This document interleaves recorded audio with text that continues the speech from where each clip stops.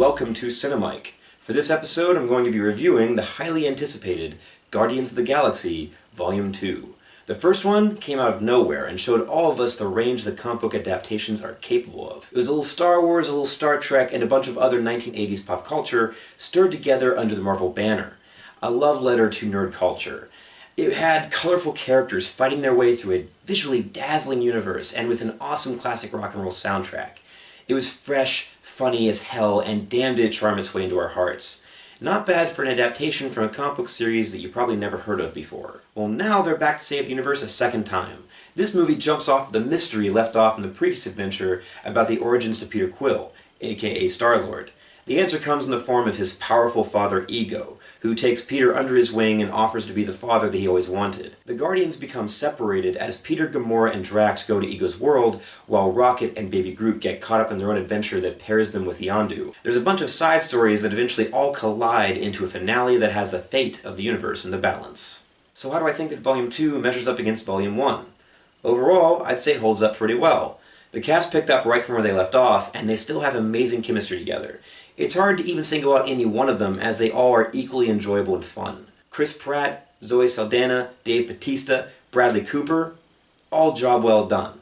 I didn't mention Vin Diesel because I still think it's debatable just how much credit is owed to him.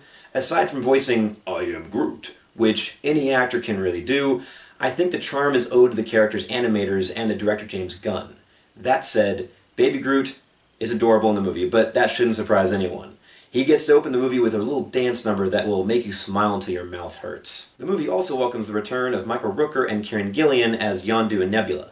Their roles are a bit expanded, and we get to see some great character development from both of them. There's also a few new faces. We've got Pom Klementieff as Mantis, hopefully I got her name right. She's an empath who has even poorer social skills than Drax, and their scenes together are really fun to watch as a result. Then we have Ego, who's played by the always enjoyable Kurt Russell, who I think is a great choice to be Peter's father, because Peter is obviously such a huge fan of pop culture from the 1980s, and Kurt Russell certainly is an iconic genre actor from that time period. I mean, Escape from New York, The Thing, Big Trouble in Little China, so solid choice. I will say, though, that sometimes the CGI felt a little heavy, and I would have liked the mixing of a little more practical effects. A blend of both always gives the best results in my mind, but James Gunn has such a great eye for visuals, so there is definitely a treat with the use of colors and cinematography and all that great stuff. The humor is still good, especially with Baby Groot and the always lovable Drax. His laugh is just so joyful and infectious. All of this positive stuff said, though,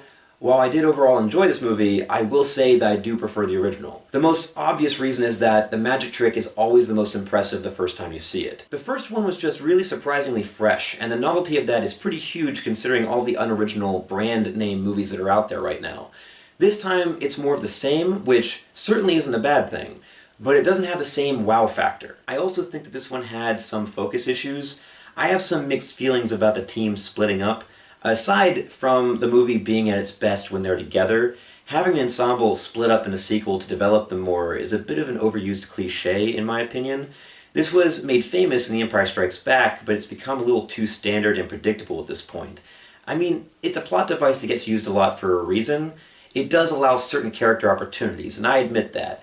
I guess it works to an extent, but the other issue here is that, as a result of this, there's perhaps maybe a little too many subplots. There isn't really a unifying threat that ties all the plots together until the last 30 minutes, and that felt a little too late for me. Prior to that, everyone is sort of doing their own thing, and it feels maybe a little aimless at first.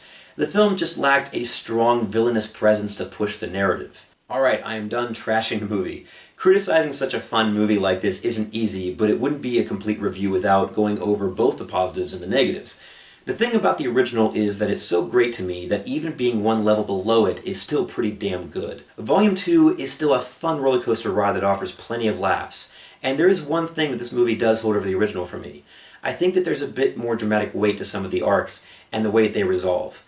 The sister dynamic between Gamora and Nebula takes some surprising turns. And the father-son story between Peter and Ego and Yondu offers some good things for Chris Pratt to play with. The themes of family and the forms it can take, there were some really touching moments here, and that's all good stuff. So in the end, it is a close race. On a scale of 1 to 10, 10 being the very best that this particular movie can be, well, I gave the first film a 9. whereas I give Guardians of the Galaxy Volume 2 an 8.